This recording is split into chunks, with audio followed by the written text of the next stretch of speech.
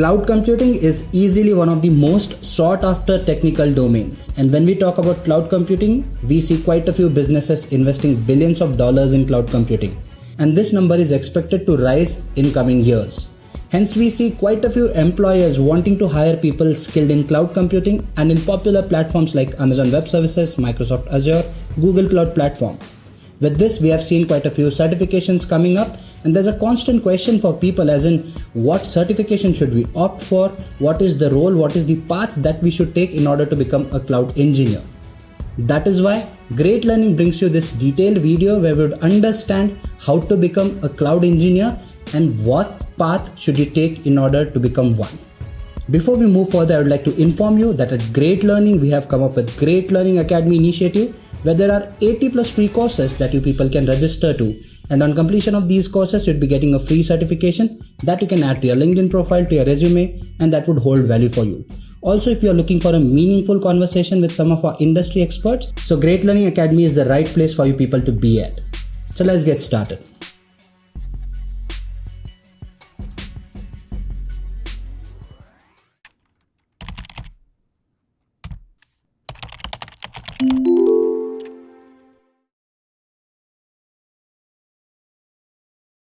We'd start off this video by understanding some cloud computing fundamentals. Then we would go ahead and talk about some of the numbers, that is statistics about cloud careers.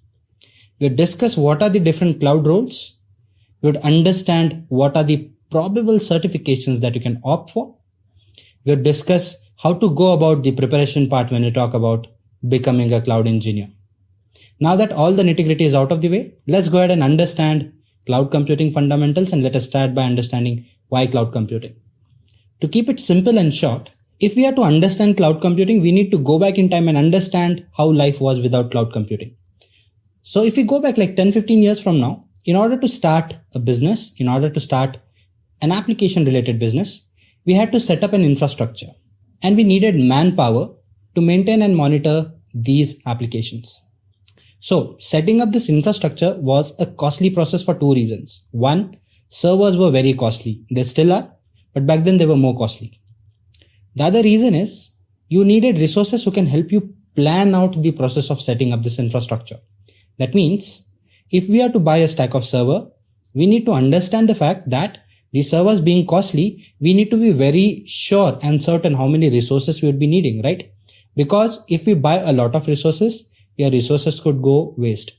And if you underbuy these resources, then you would be putting in efforts to add more resources, more machines to your existing infrastructure. Again, a costly process for you and a tedious as well, because setting up and adding these machines back then wasn't easy. The other thing was the manpower required to maintain and monitor these resources. Now, it might sound easy, but back in those days, we did not have resources enough to actually go ahead and take care of all these things. And the resources that were available were costly. Now this process has continued. I mean, if you still want to go ahead and set up your on-premise infrastructure, you'd have to go through all these steps. Also ensure that you maintain and monitor these resources. So there are a lot of drawbacks in this approach. That means, one, you have to set it up everything. You have to pay for the resources, for the servers, and for people who can maintain and monitor it for you. So you have lesser time to focus on your business. This is where cloud computing steps in and solves quite a few of these problems. Now, when you talk about cloud computing, many businesses have already moved to cloud and they're reaping benefits out of it. Let's see how. To start with the definition part, when we talk about cloud computing is nothing but an approach where on-demand services are provided to you by the vendor. Now, these can be a computation, storage, networking, database, security, management services related to your application hosting. Okay. So, what you can do is once these services are provided to you, you can actually fire up your laptop and start using these resources right away. You do not have to worry about maintaining and monitoring these resources. Again, now I put forth quite a few words in a very short time. Let me summarize this scenario a little more for you people. So if somebody is giving you these services to you on demand, that means they are renting you these services. So if you have a demand for a particular set of server or a particular resource, right, you can get that resource from this vendor, start using it, and on usage of this resource, you can release that. You'll be charged only for the time duration you use the resource, and no sooner you are done with it, you can release this resource. The other plus point is, with so much infrastructure available with these vendors, they are giving you this infrastructure at a cheaper price first. And the second thing is, since they have so much infrastructure with them, the scaling up process is easy. They have resources who can scale it up for you and in minutes. So all the problems that we discussed in the previous slide, all of those are taken care here. So that is what cloud computing is. Just like your electricity, right? What we do is we consume electricity throughout the month. At the end of the month, we pay the bill for the electricity that we've consumed. We do not maintain and monitor this electricity. It is the board that does it for you. So that is what cloud computing is for you when you talk about application hosting. What are the features it offers? It's highly scalable, very reliable, okay?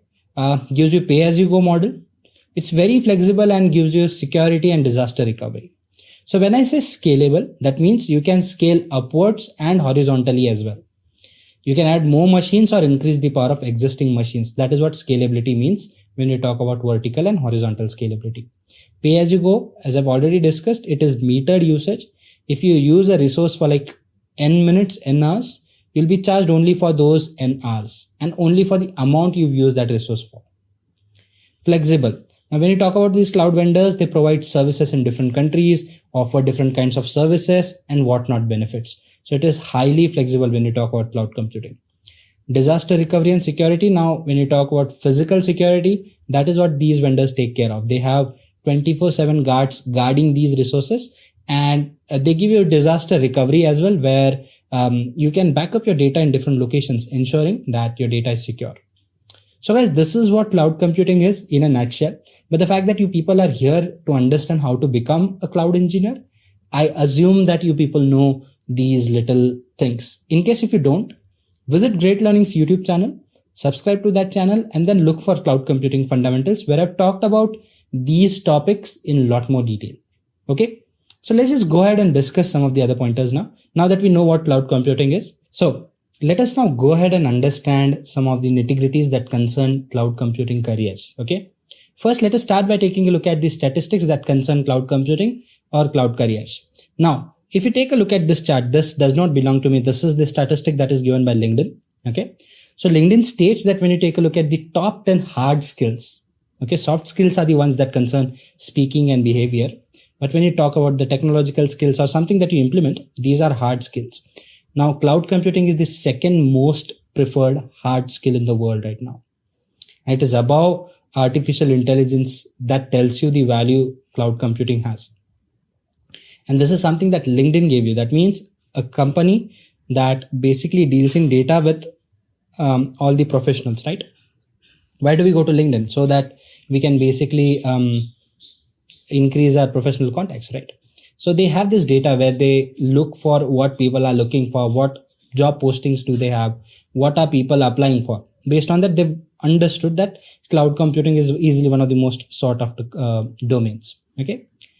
If we talk about their pay scales, 6 to 7 lakhs, it's 7 to 9 lakhs roughly, or 6 to 9 lakhs is what you can say, that even as a fresher, you might get this much amount of payment if you are skilled in this domain. That is in India. When you say 7 to 9 lakhs or 6 to 9 lakhs, that is a salary in Indian rupees. If you talk about dollars, it's like somewhere around $120 on an average. $120,000, $120K is what I mean. Sorry. So that is a very good number, right? And if you have good skills, you might go as high as $250K as well. So that is way more than even what a data scientist would make in USA. So that gives you an idea, right? How in demand cloud computing is. If you take a look at some of the other stats, AWS and Azure, which are cloud platforms, you'll find them amongst the top 10 skills that employers are looking for. They want people who are skilled in this domain.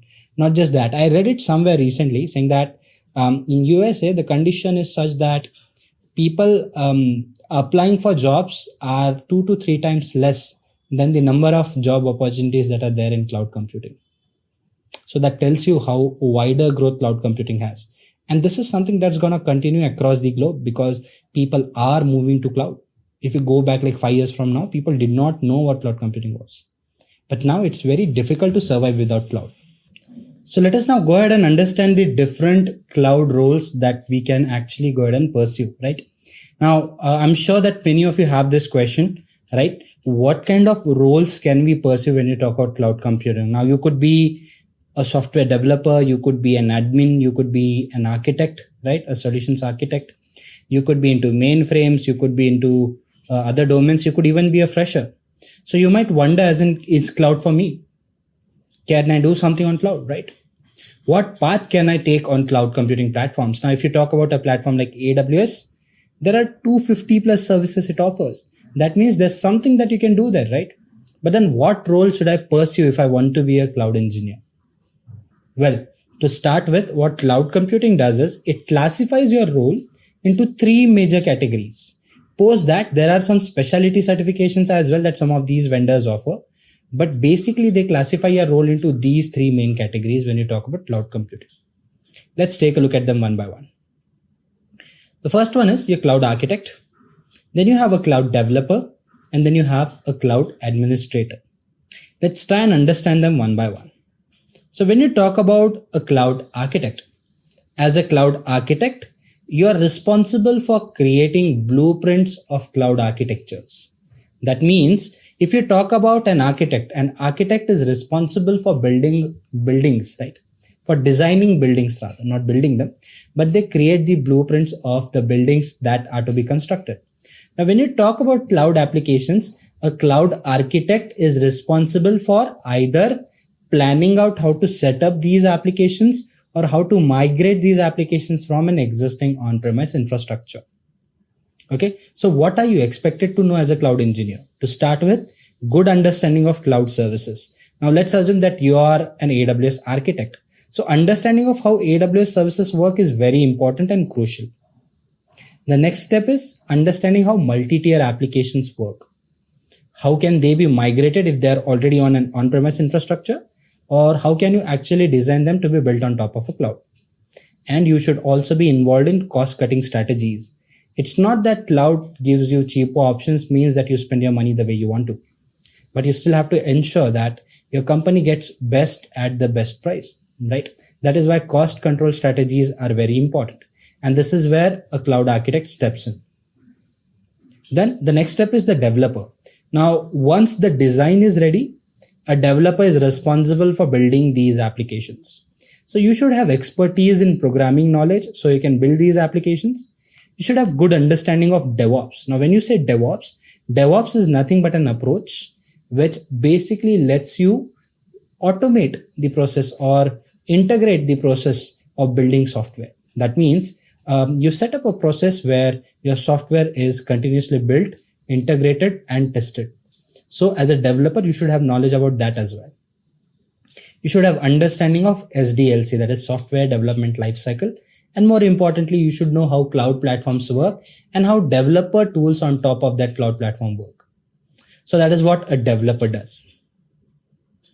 Next is your cloud administrator. Now, as a cloud administrator, you would be responsible for configuring and managing these applications. Now, those were designed by the architect, built by a developer. Now, once they are into the production environment or to be going into the production environment, they should be managed and monitored. Who does it? Your administrator does it.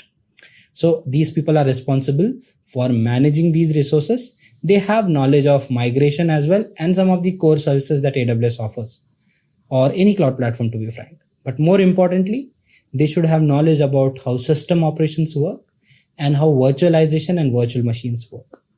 So if you are an admin who is working on premise, you can actually go ahead and pursue this role as a cloud administrator, where you understand how monitoring and management works on top of cloud for different applications that are either moved to cloud or built on top of cloud.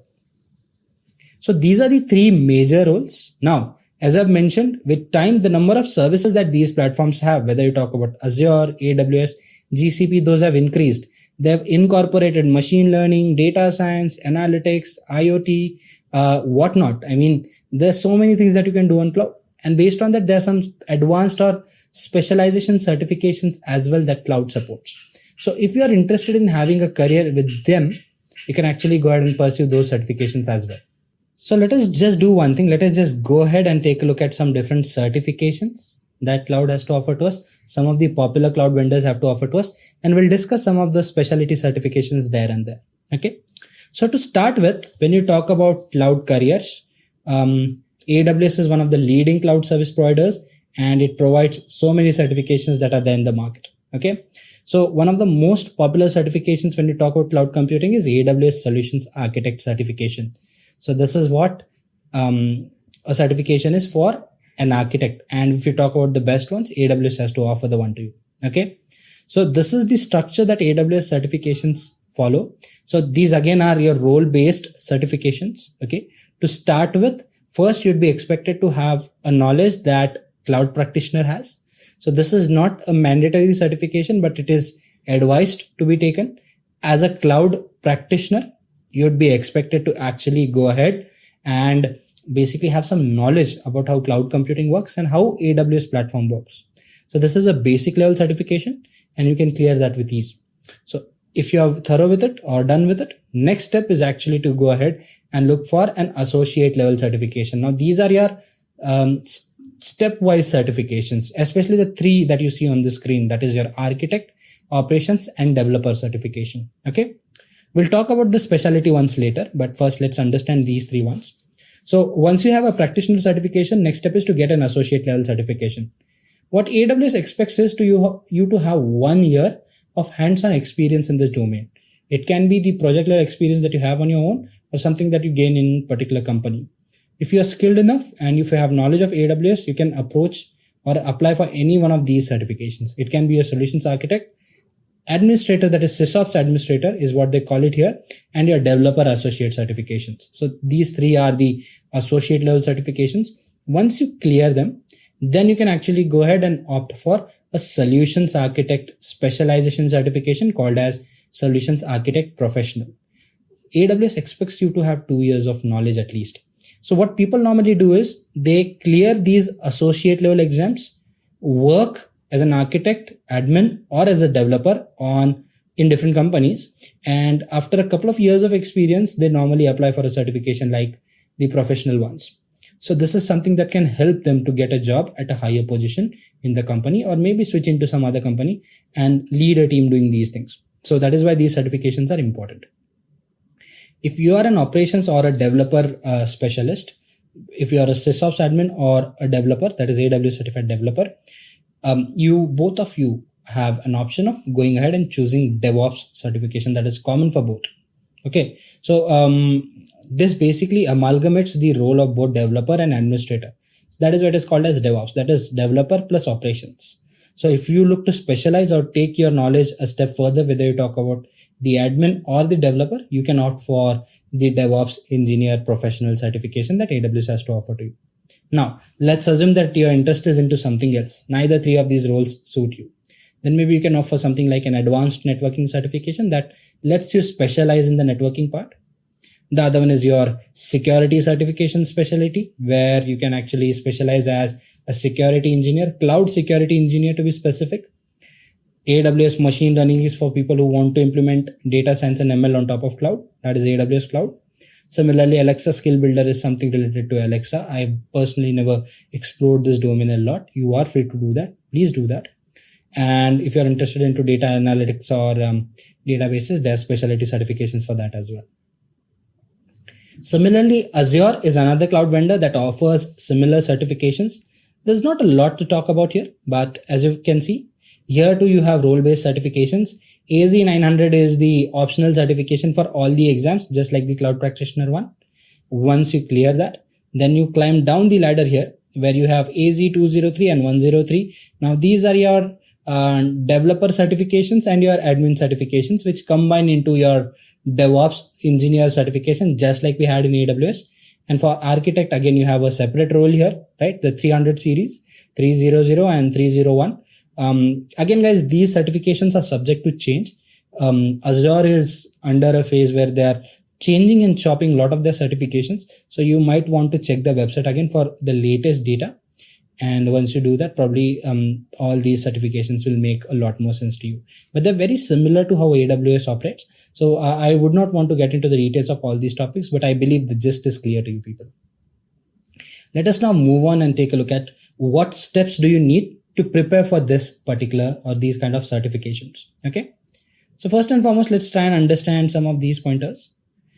What do you need to prepare, right? So guys, if you are starting fresh, these are the 3 pointers that you need to focus on.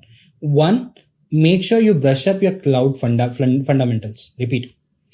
Make sure you brush up your cloud fundamentals, like understand what it is, why do we need it, what are service models, what are deployment models, how cloud computing has evolved right from grid computing to what we have today. So understand these things, okay?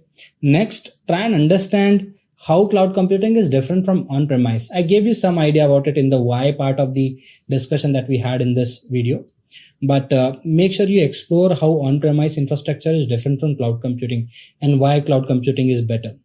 Then start looking for different cloud service providers that are there in the market. I'll tell you why this is important as we move further. Okay. So next point is, what do you need to know now? Now the fundamentals are out of the way. There are some other things that you're still required to prepare, some prerequisites more, and these are those.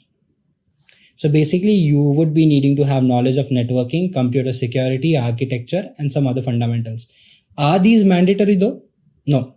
You can start with cloud computing directly and some of these things will start making sense to you. But if you are somebody who wants to get deeper into concepts, these will help you tick off those boxes more easily. So understanding of networking is very important. So learn or read a particular networking book. Pick up something like Tannenbaum. It's a very good book. Start with networking fundamentals, right? Go ahead and understand how computer security works to some extent. You don't have to get into the details. Understand primary keys, public keys, how encryption, decryption works to some little extent. Understand how computer architectures work, how different computer architectures are designed. And to some extent, learn Linux and Bash. These are very helpful once you start picking up cloud platforms like AWS and Azure. So basic understanding of these would help you a lot. Okay. So brush up these skills. Okay. How much time is needed? I'll tell you. Do not worry about that. Okay. Now, how do you approach the certification path? Start by picking up a role. Okay. Pick what role do you want to do. Okay. Pick a vendor. That means let's assume that you've picked up a role, say solutions architect. Pick a vendor, whether you want to go for AWS, Azure, or GCP, pick that vendor, start spending time, start learning how that vendor operates. Once that is done, once you have sufficient hands-on, pick a particular certification. What do you want to target? So these things go together actually. You do not have to follow a particular order here. Pick up a role, pick up a certification, then a vendor and start practicing. So CV and career hunt, again, this can go later and projects can also go later. But what you need to do is you pick a role, pick a vendor, pick a certification, start preparing the fundamentals that we've discussed, start comparing them with the role that you have. Take a look at how do these certifications work and what is expected. Most of these exams are MCQ based. So try and understand what domains are they targeting. Prepare for those domains to start with, right? Then start taking up the projects first before you go to the CV part. Prepare particular set of projects, understand how do these projects work. Once you're thorough with these projects, then start preparing your CV accordingly and probably you can do the job hunt accordingly. Now, time for your preparation, right? Basics. Spend some good 2 weeks understanding cloud computing and the fundamentals it offers. Learn about other methods of computing as well. Okay. Once the basics, cloud computing fundamentals and the networking fundamentals are out of the way, I think it should be some good 2 to 6 weeks that you'd be spending on these things. Say 2 weeks for just understanding these vendors, not vendors to Frank, the cloud computing fundamentals and the networking fundamentals and all those things that I mentioned, right? Spend some good 4 weeks understanding them first. Because if you talk about the networking fundamentals, or if you talk about security fundamentals, or if you talk about computer architecture, PLSQL, your PLSQL or rather your Linux and Bash fundamentals will take 2 weeks for you to finish, at least 2 to 4 weeks. So spend some good time understanding them and spend some good time working on your networking and security skills a little. Okay. Once that is done, spend a good month understanding and picking one vendor for you. It can be AWS, Azure. It should be 1 month where you spend like 2 to 4 hours every day to understand how this platform works. Once that is done, spend like a couple of weeks to work on certain projects. Now, before this, in the 4 weeks that I've just mentioned, you have sufficient time to get started with basic products that AWS and Azure has to offer to you. So there are quite a few products and projects that are there, some services that you can practice, and some of the projects that you can create, be it 3 hours, 4 hours projects, 2 hours projects. You can start creating those. Now you are ready to create a bigger project. Try to solution architect something, try to build an application. Put your work on GitHub or share it on communities. And if you spend like good 2 weeks doing this, then pick up a certification and spend like good 3 months. 2 to 3 months are very good time for you to actually, once you are done with all this knowledge, it's sufficient time for you to prepare it based on the certification that you want to attempt for. You can get so many dumps online, start taking practice exams. In 2 months max, you are good to go. Last 1 month, start revising, start giving more tests. And by the end of 3rd month, you can take your date and clear the exam. So this is how you become a cloud engineer. So there you go, guys. This brings us to the end of this video. We've talked about quite a few pointers important for becoming a cloud engineer. We've discussed what cloud fundamentals are. We've understood the different cloud roles that you can opt for. What are the certifications that you can choose from? And what is the tentative deadline for you to prepare for all these things? We hope you like this video. We'd like to inform you that at Great Learning, we have come up with Great Learning Academy, where there are 80 plus free courses that you people can register to. And on completion of these courses, you'd be getting a free certification. So do register to Great Learning Academy. And if you like this video, make sure you leave a like for this video. That means a lot to us, and we can come up with such more videos if you do show your love by liking this video. Thank you.